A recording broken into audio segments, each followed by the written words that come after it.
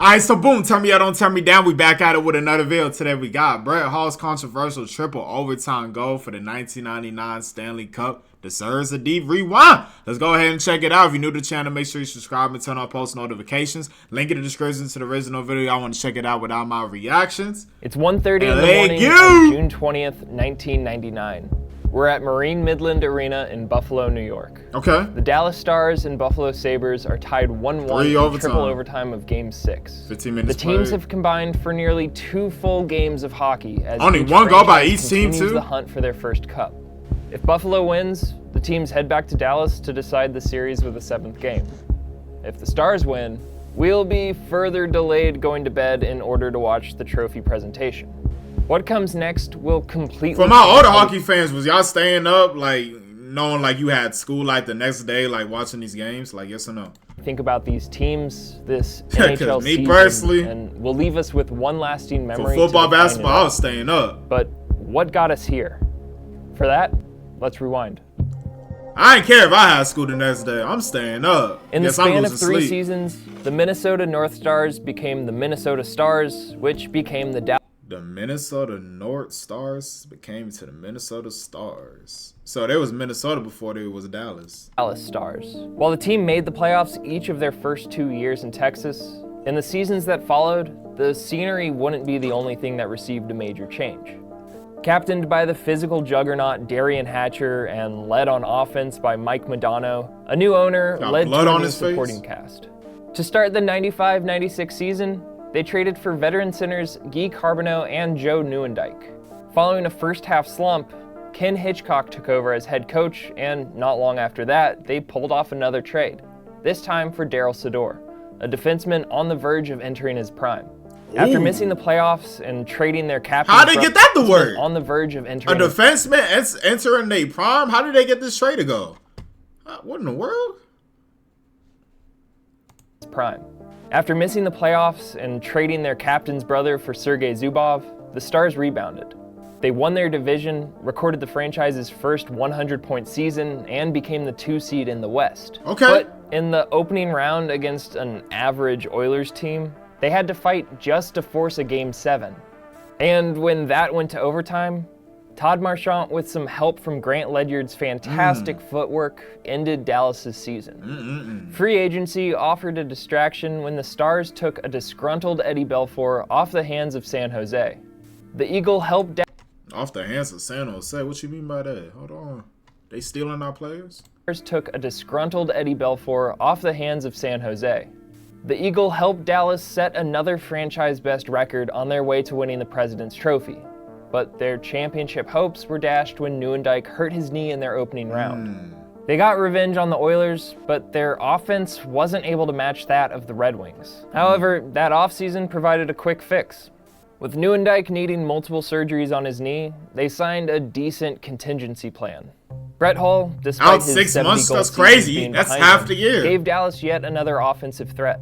They rode that offense, gave up the fewest goals in the league, and finished the regular season once again atop the NHL. By 1999, only 4 players remained from the team that moved to Dallas. And for their opponents, while Buffalo has had some turnover over the last few years, there was a moment where it looked like their lone superstar wasn't going to be here. And if he wasn't here, then there's no chance the Sabres would be. Dominik Hasek was the brightest spot on an otherwise mostly dim Buffalo team. He had just capped off the 6th straight season where he led the NHL in save percentage and recorded a career-best average for goals against. But just 2 years ago, he nearly walked. Issues surfaced in the opening round of the 1997 playoffs. Hasek tweaked his knee in Buffalo's 3rd game against the Senators. He attempted to give it a go for Game 4, but didn't feel right skating around during warm-ups. As his backup Steve Shields held down the fort, Jim Kelly, a Buffalo reporter and not the former Bills quarterback, wrote that there was more going on than just the knee injury that factored into Hasek sitting out. This didn't go well for either party. Following a Sabres loss in Game 5, Hasek shoved Kelly and took a swing at the reporter. Dang! Took a swing at a reporter? What's the fine looking like for that? This didn't go well for either party. Following a Sabres loss in Game 5, Hasek shoved Kelly and took a swing at the reporter. When was the last time I heard about an athlete taking a swing at a reporter lately? I can't even remember. Can y'all remember for any sport, an athlete taking a swing at a reporter? Shit not clicking in my head. It probably happened. I just can't remember. Quickly apologized, but the league investigated and suspended the goaltender. Damn! In part because Hasek was actually healthy enough to play. While they survived Ottawa without their star, Suspended for 3 games? Philadelphia proved to be too much for the Sabres. And although Kelly's words had also been too much for Hasek to hear, they began to ring true. The article shined a light on Hasek's less than ideal relationship with Sabres coach Ted Nolan and questioned if the goalie had become exhausted by expectations. While Hasek did his best, light on Hasek's less than ideal relationship with Sabres coach Ted Nolan and that's crazy. And questioned if the goalie had become exhausted by expectations. While Hasek did his best to dodge the topic, once the season was further behind him, he opened up a bit. At that year's NHL awards ceremony, Hasek took home the Hart and Vezina trophies as Nolan earned Coach of the Year honors. That same night, Hasek decided to drop some quotes, saying he didn't respect Nolan and was hoping for a new head coach. A month later, the goalie got his wish. With Lindy Ruff at the helm and a theoretically happier Hasek, the Sabres returned to the playoffs where they dropped just 1 game in their first 2 series. Ooh. But having made it out of the second round for the first time since 1980, 1 game? Their luck stopped. They fell to the Capitals in 6 games, but with 3 overtime losses, the team was close. And although they dropped down to the 6th seed in the 1999 playoffs, they had a few more threats on offense. Michael Pekka and Miroslav Žatan led the way and took some pressure off of their goalie. They was the 6th seed? So they wasn't even like, you know what I'm saying? Like seed-wise, that's like you just Dropped down to the 6th seed in the 1999 playoffs, they had a few more threats on offense. Michael Pekka and Miroslav Žatan led the way and took some pressure off of their goalie. But in Game 6, as Hasek had proved all series long, if the team was going to win the cup, it would be because of him. To do that, they'll have to survive tonight. Or this morning, whatever. The trouble with that is, tied 1-1 with nearly 6 full periods in the books, ending it won't be easy. And the way this series has gone, that fits. By now, Dallas's 4-2 win in Game 2 seems like an aberration. Granted, one of those came on an empty net. But when there's been a goalie between the pipes, it's been anyone's game. Game 1 had to be settled in overtime, where the Sabres stole home ice advantage thanks to Jason Woolley 15 minutes in. The Stars tied up the series in Game 2, but also made it their mission to rattle Hasek.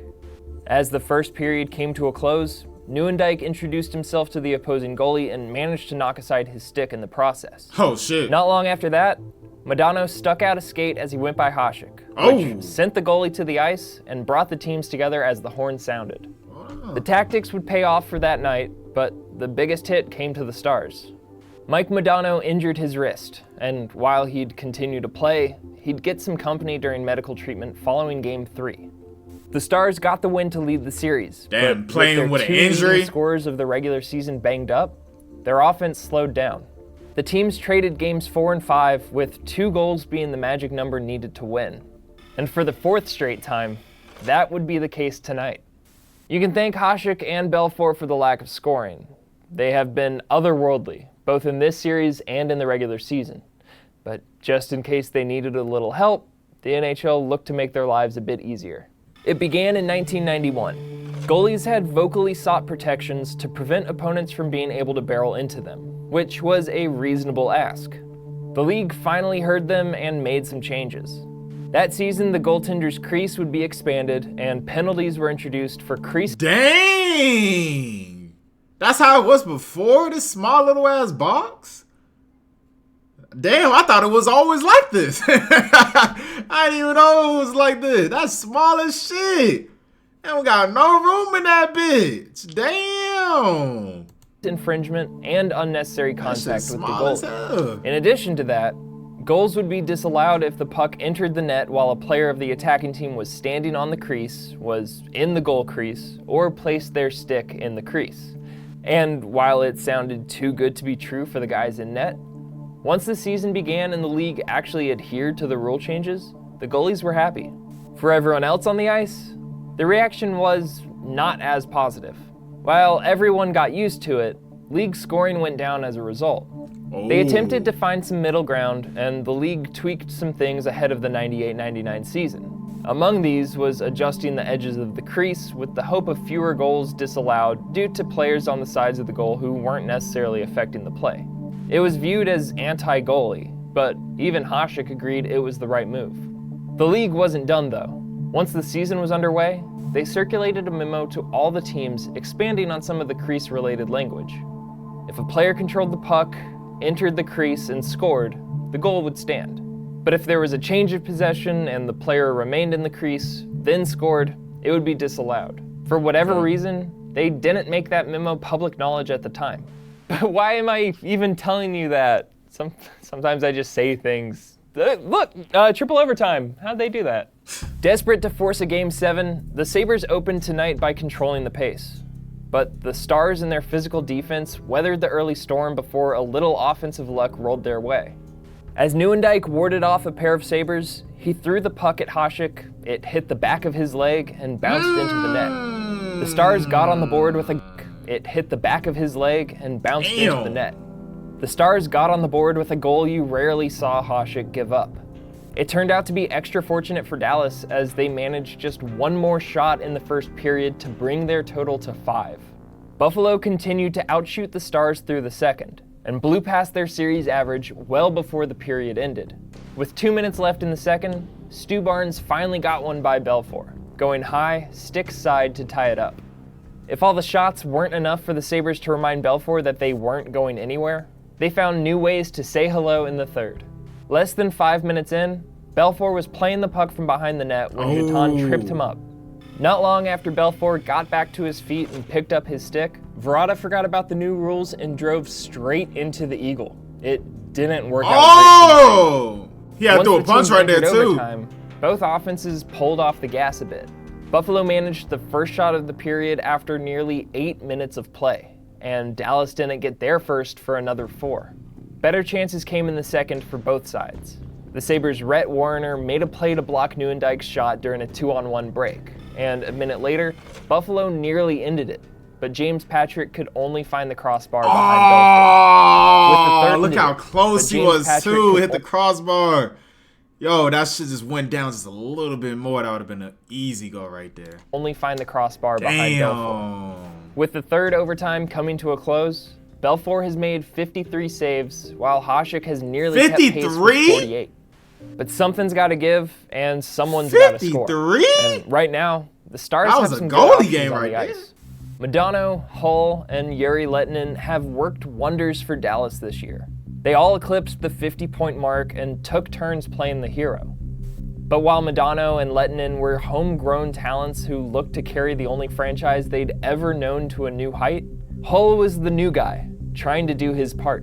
And just like the other guys, he was looking for his first Stanley Cup. He came to Dallas after a somewhat messy end to his time in St. Louis. As a member of the Blues, he had blossomed into a perennial goal scorer who led the league from 1989 to 1992. But in recent years, injuries played a part in a drop in numbers. This first year in Dallas was no different. He averaged a point per game for the first half of the season, then missed nearly a month with a groin. Yo, he went from 1989 70s to 1992. But it was nearly. He averaged a point per game for the first half of the season. Oh, I can't even then see. Missed nearly a month with a groin injury. He returned for the final stretch and was good for the playoffs. But when he re-aggravated it on his third shift of Game 3, it looked like the Stars would once again be without a key offensive piece when they needed it most. He missed Game 4 and saw limited ice time in Game 5. And while he's managed 25 minutes tonight, that pales in comparison to the guys that are out there with 40 plus. But all it takes is one shift. By the end of this series, one of these teams will win the first Stanley Cup in their franchise's history. It's been neck and neck since Game 1, so the need for triple overtime fits the battle they've been through. Thanks to the guys in net, nothing has come easy, and there's no reason that should change now. So with it being past all of our bedtimes, welcome to a moment in history. That's a goal!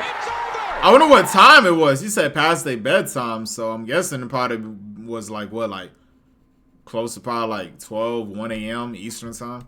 It had to been. He said past bedtime. I think it's probably late as hell. I wonder what the people felt in the crowd too. This needs having to be there for 3 overtimes. The immediate replays showed Hull in the crease when he knocked home the winning goal. Although the teams shook hands and the stars celebrated, many believed it was an illegal goal. And as ESPN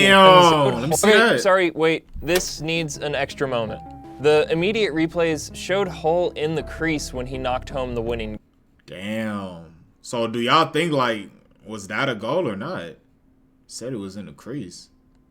Goal. Although the teams shook hands and the stars celebrated, many believed it was an illegal goal. And as ESPN I think it was illegal, yes or no? The Sabres were waiting on word from the league. Lindy Ruff, or none of the players are available until Brian Lewis comes down from the National Hockey League and explains to them this situation on why this goal should count. Stay tuned. I have the faintest clue what's going to happen at this point. So they saying it should Once the NHL count. spoke to Buffalo, it all came down to the language in the memo circulated by the league. Although Hull was in the crease, his initial shot went off Hasek and had not resulted in a change of possession. Okay. Therefore, Hull was still considered the puck handler and was allowed to be in the crease. It was a tough ruling backed by a rule that the league was already looking to change in the offseason. And even though the Sabres knew where the blame lay, for them it was an unforgettable ending in the worst way. But controversy or not, the Dallas Stars won the Stanley Cup. And Brett Hull finally got his chance to lift the trophy. And it wasn't really no like social media like in like 1999 for us, so it probably wasn't even like crazy because I don't even think Instagram was Instagram a thing in 1999. I don't even think so. So you probably just talk about it like at work or at school or anything like that. Imagine that happened like now to me though. Yo, that shit. I already know how it is now. Okay, show's over. Crazy. Thanks for watching. And hey, as man. we sign off every video, sorry. Comment down below how y'all felt about this. I see a lot of y'all mess with this channel. Like I said in the intro, link in the description to the channel. Y'all go show some love. Any more videos from him on his channel, y'all just let me know in the comment section down below. And I'm catch y'all on the next one, man.